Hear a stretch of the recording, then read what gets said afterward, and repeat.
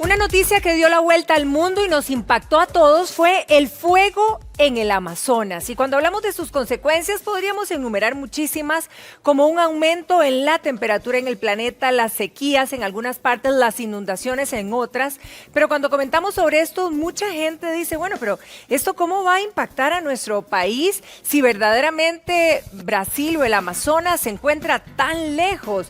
Bueno, sí, impacta al mundo entero. Hoy justamente tenemos el placer de tener aquí a nuestro ministro de Ambiente y Energía de Costa Rica, don Carlos Manuel Rodríguez. Un placer tenerlo aquí. Muy buenos días. Buenos días, Patricia. Muchísimas gracias. Definitivamente estos fuegos impactan todo el planeta. La verdad es que el planeta es pequeño y la escala del daño ambiental que hemos generado es tan grande que los fuegos a esta magnitud son tremendos. Y el fuego lo que hace es llevar emisiones de carbono, que es un químico, a la atmósfera, y ese químico allá arriba en la atmósfera contribuye al calentamiento del planeta, lo que llamamos al cambio climático. La deforestación es la segunda fuente más importante de emisiones de carbono que contribuyen al cambio climático, siendo la primera la combustión de combustibles, todos esos gases de los carros, los aviones y los barcos. La segunda es la deforestación. Entonces la deforestación es algo que tenemos que cuidar muchísimo, y cuando vemos fuegos como estos que han pasado durante este mes o este año en Brasil, es algo de preocuparse. Si nos centramos en nuestra tierra, en Costa Rica, ¿cuál es la implicación directa? ¿Qué es lo que se preguntan todos? Bueno, en Costa Rica ya estamos sintiendo los impactos del cambio climático. Vemos periodos secos más largos, el periodo de lluvias son más intensos, los fenómenos climáticos son más extremos. Eso es una característica del cambio climático. Y lo otro es al generarse un calentamiento a nivel de todo el planeta, se empiezan a descongelar las capas polares y otras áreas, y eso hace que el nivel del mar vaya subiendo. Nosotros en el Ministerio del Ambiente y en Costa Rica hemos venido monitoreando los impactos del cambio climático y vemos, por ejemplo, en la costa caribeña, la erosión del aumento de los niveles del mar, que es producto de eso mismo. Por lo tanto, tenemos que trabajar en dos temas. Uno es mitigar el cambio climático, o sea, prevenir incendios como este, y otro es adaptarnos. El cambio climático viene, todos tenemos que entender que tenemos que adaptarnos. Esas son las dos tareas principales que tenemos que hacer en el tema cambio climático. Ahora, señor ministro, ahora estábamos viendo precisamente, y ojalá me pudieran poner las imágenes al puro principio del mapeo, ¿verdad? Donde vemos el fuego que se da, aquí lo vemos, y que quizá nos explique un poquito, porque donde vemos tierras de Costa Rica, uno las ve muy verdes y uno dice, wow, ¿cómo se protegió? ¿Por qué está tan encendido todo el resto de ese mapa? Bueno, este mapa es el resumen de todos los incendios forestales en la época seca, 2018-2019 para México y Centroamérica. Aquí hay más de 18,000 fuegos. Y cuando llegamos a Costa Rica vemos que los fuegos son muy pocos comparados al resto de la región. Exacto. Lo primero que hay que explicar es que el fuego no se da por fenómenos naturales, es hecho por el hombre. El hombre usa el fuego como una herramienta para deforestar. Eso es lo que pasa en Centroamérica y México y lo que pasa en Brasil y en otras partes del mundo. Entonces, es una herramienta para la deforestación. ¿Y por qué deforestan? Porque quieren poner la tierra en producción. Muchas veces desconociendo que muchas de esas áreas que se deforestan no son buenas ni para agricultura ni ganadería. Costa Rica tiene muy poca deforestación y por lo tanto muy pocos fuegos comparados al resto de los países tropicales del mundo, porque ha avanzado muchísimo en establecer mecanismos por medio del cual la conservación del bosque es productiva y beneficiosa.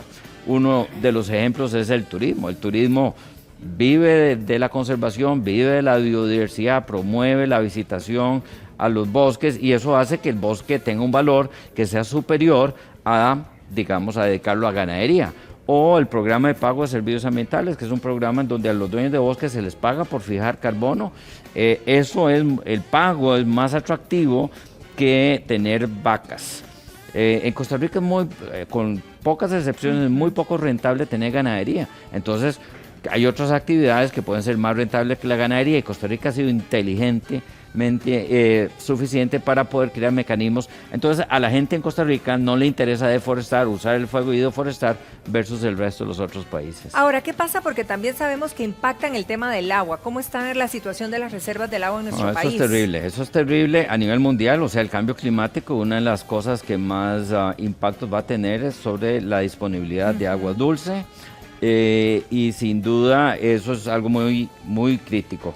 En Costa Rica, al tener poca deforestación y el haber aumentado, doña Patricia, en Costa Rica hemos duplicado la cantidad de bosques en los últimos 30 años. Mientras el resto de los países del mundo van disminuyendo bosques, Costa Rica va aumentando, pero va aumentando con dos cosas que son importantes. Uno es aumenta y la economía sigue creciendo, lo que quiere decir que las medidas de conservación no son un freno para el crecimiento económico, que rompemos una dicotomía, un malentendimiento. Por ejemplo, en Brasil, este fuego es producto de una visión política que dice, no, primero el desarrollo y después veremos la conservación. Costa Rica prueba con este mapa que sí se puede llevar ambas cosas.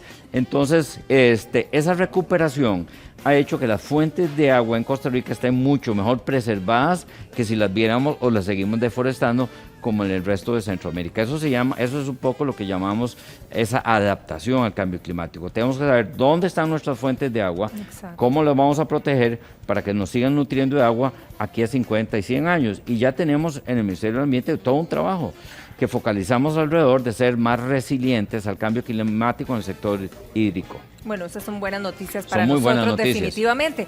Ahora, si me pudieran ayudar con unas imágenes que tenemos también aquí de la NASA, porque si bien es cierto, y ahora lo conversábamos fuera del aire, que los incendios han sido un tema recurrente a lo largo de la historia, pero ¿por qué hoy el de Brasil da tanto que hablar y se siente que es impactante, más fuerte que nunca? Bueno, por la escala, doña Patricia. Hoy los incendios forestales, no solo en Brasil, sino también en Bolivia y en Paraguay, son entre un 50 y un 80% más grandes que lo que fueron el año pasado.